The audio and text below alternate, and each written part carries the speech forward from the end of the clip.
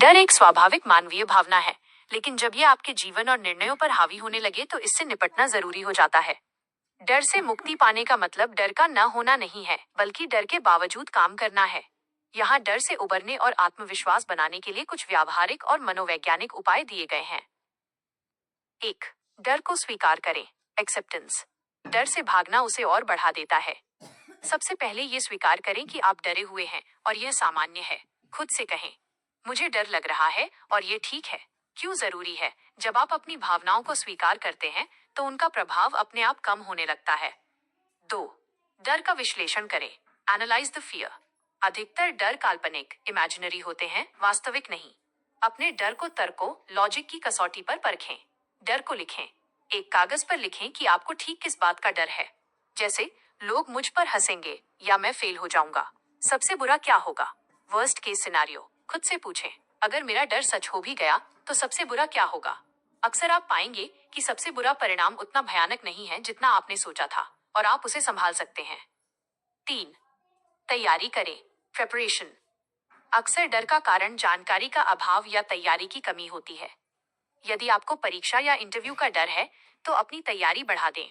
ज्ञान ही शक्ति है। जिस चीज से डर लगता है उसके बारे में अधिक जानकारी हासिल करें। अनजानी चीजों का डर, फियर ऑफ द अननोन, जानकारी मिलते ही गायब हो जाता है। 4. छोटे कदम उठाएं। Exposure therapy. सीधे पहाड़ पर चढ़ने की कोशिश न करें। डर का सामना धीरे धीरे करें।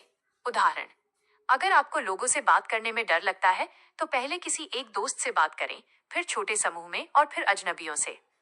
नियम, हर रोज एक छोटा काम ऐसा करें जिससे आपको हल्का सा डर लगता हो। इसे कंफर्ट जोन से बाहर निकलना कहते हैं। 5. अभी में जिएं, लाइव इन द प्रेजेंट।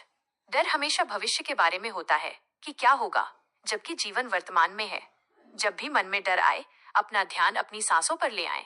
अपने आसपास की 5 चीजों को देखें और महसूस करें। इससे आपका दिमाग भविष्य की चिंताओं से हटकर वर्तमान की वास्तविकता में आ जाएगा। कुछ शक्तिशाली तकनीकें। तकनीक, विवरण, विजुअलाइजेशन। अपनी आंखों को बंद करें और खुद को उस काम को सफलतापूर्वक और निडरता से करते हुए देखें। दिमाग कल्पना और हकीकत में फर्क नहीं कर पाता, ये आपको मानसिक रूप से मजबूत बनाता है। 5 सेकंड रूल।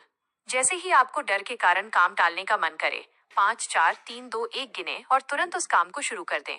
ये आपके दिमाग को सोचने और डरने का समय नहीं देता। रीफ्रेमिंग।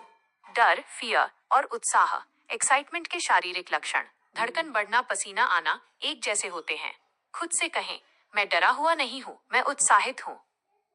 याद रखें, साहस का मतलब डर का ना होना नहीं है, बल्कि यह निर्णय लेना है कि कोई और चीज उस डर से ज्यादा महत्वपूर्ण है।